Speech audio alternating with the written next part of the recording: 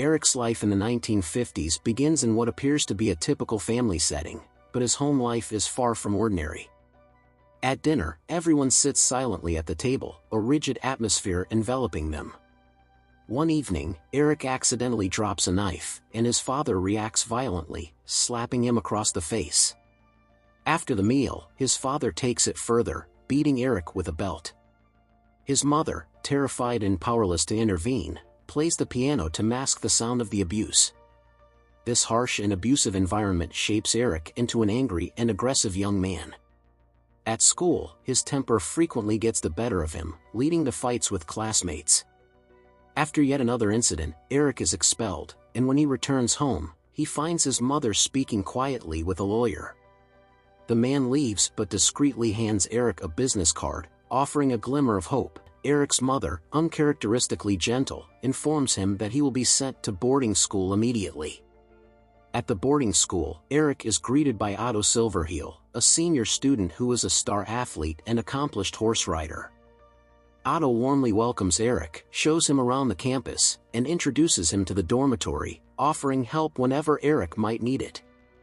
Erik's roommate, Pierre, is a book-loving jazz enthusiast who is passionate about studying. The two quickly form a bond, with Pierre even offering to help Erik with math.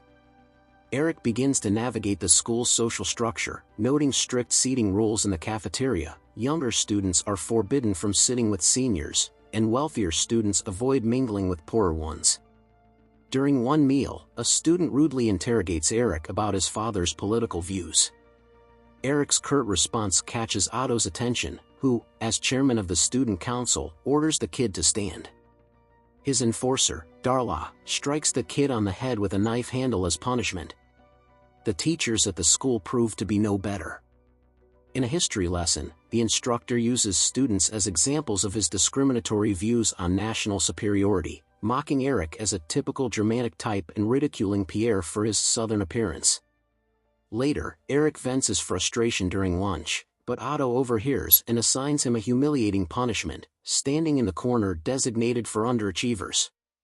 Erik refuses, leading to more disciplinary action.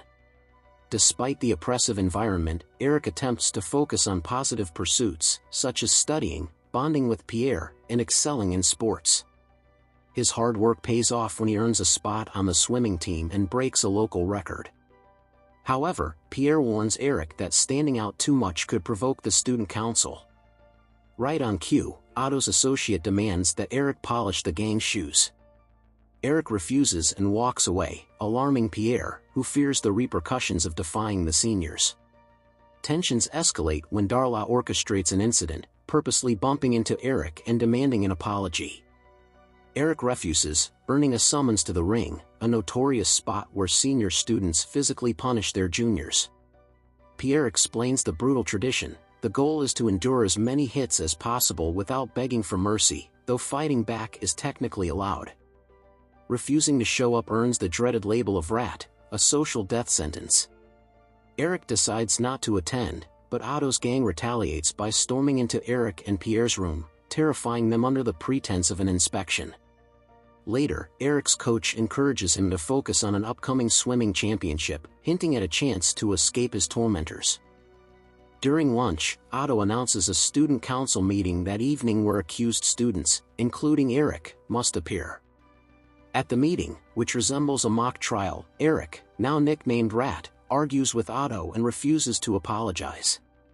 This earns him 2 weekends of forced labor and 8 weekends of house arrest. On his first weekend, Dylan assigns Erik to dig a ditch in the rain, only to refill it immediately. Later, a kind cafeteria worker, Maria, serves him food and offers encouragement despite his mistreatment. When the school empties for the weekend, Erik meets Maria again, and she invites him to a secret spot where they share a kiss. However, the dreaded Clower night arrives, a night of hazing for freshmen. Anticipating trouble, Erik and Pierre barricade their room but fail to keep the bullies out. Otto storms in, dumping sewage in their room. After cleaning up, Erik dumps the waste on Otto's face in revenge. The next day, Otto attacks Erik during lunch, but Maria's intervention stops the fight. At the swimming competition, Erik dominates, breaking records and winning the tournament. When he returns home for Christmas, his mother praises his accomplishments, but his father dismisses them, focusing on Erik's poor conduct marks. Back at school, Otto's group starts targeting Pierre to provoke Erik. To shield his friend, Erik quits swimming and distances himself from Maria, who also tells him to stop visiting her. One evening, Otto's gang humiliates Pierre and threatens him with a lit cigarette. Erik offers to take the punishment, enduring the pain in silence. Later, Pierre faces Otto in a fight but is brutally beaten. Devastated, Erik vows to end Otto's reign. Otto then targets Erik, subjecting him to cruel labor and leaving him drenched in freezing conditions. Maria rescues Erik but soon avoids him, and Pierre leaves the school, leaving Erik feeling isolated.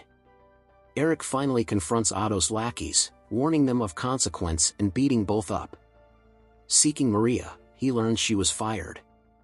A letter from Maria declaring her love and ensuring there's no pregnancy is intercepted and made public, humiliating Erik. He is expelled. Before leaving, Erik confronts Otto in the woods, forcing him to his knees and leaving him in tears. Days later he came back to school and retrieves the letter with the help of the lawyer who threatens legal action. Months later, Erik graduates with honors and stands up to his abusive father, asserting his independence. He visits Pierre, now preparing to study in Geneva, and begins working at a law firm while dreaming of becoming a lawyer to fight injustice. The friends part ways with hope for the future.